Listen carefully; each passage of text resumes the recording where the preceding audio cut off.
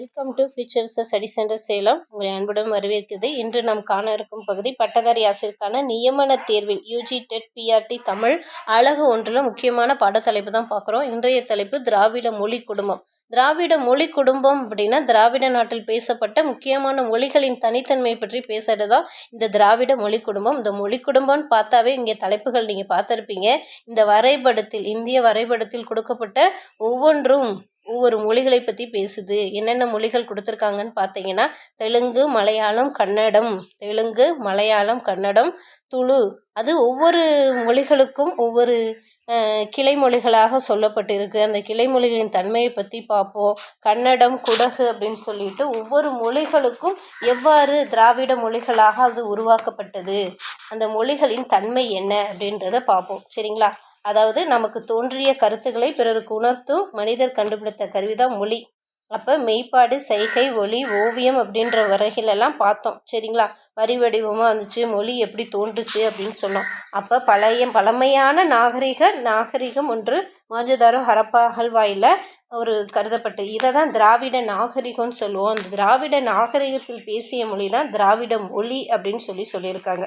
அப்போ திராவிட மொழிகள் அப்படின்னு சொல்லி பார்த்தா நிறைய இருக்குது. திராவிட மொழிகளை தென் திராவிட மொழி, நடு திராவிட மொழி, வட திராவிட மொழிகள் அப்படின்னு பிரிக்கிறாங்க. தென் திராவிடம் அப்படின்னா தமிழ், மலையாளம், கன்னடம், குடகு, துளு, கோத்தா, தோடா, கொரகா, இருளா வருது. நடு திராவிடம்னா தெலுங்கு, குயி, குவி, கோண்டா, கோலாமி, நாய்க்கி, பெங்கோ, மண்டா, வர்ஜி, கதபா, கோண்டி, கோயான்று வருது. வட திராவிடம்னா குறுக், மால்தோ, பிராகிகு அப்படின்னு சொல்லிட்டு இத்தனை மொழிகளை தென் திராவிட மொழிகளாக பகுத்திருக்காங்க. இது 3 நிலையில் வகுக்கப்பட்டுள்ளது. சரிங்களா? இந்த ஒவ்வொரு மொழிகளுடைய தனித்தன்மைகளை பற்றி படிக்கிறது ரொம்ப முக்கியமான பகுதி. அதிகமான வினா எடுக்கக்கூடிய ஒரு பகுதியாக இந்த திராவிட மொழி குடும்பத்தை சொல்லலாம். ஒவ்வொரு மொழி குடும்பமும் எவ்வாறு உருவாக்கப்பட்டது, மொழி குடும்பங்களின் தன்மை என்ன, ஒவ்வொரு மொழி குடும்பங்களும் எங்கே பேசப்படுது அப்படின்ற சார்ந்த செய்தி அவசியம் பார்க்கப்படும். இதிலிருந்து வினாக்கள் என்ன கேட்டிருக்காங்க அப்படின்னு சொல்லி பார்த்தீங்கன்னா, குரல் வளை தடையொலி அதிகமாக பயின்று வரும் திராவிட மொழி குடும்பம் எதுன்னு கேட்டிருக்காங்க. கோண்டா, குயி, குவி. இதுதான் இதற்கு சரியான விடை.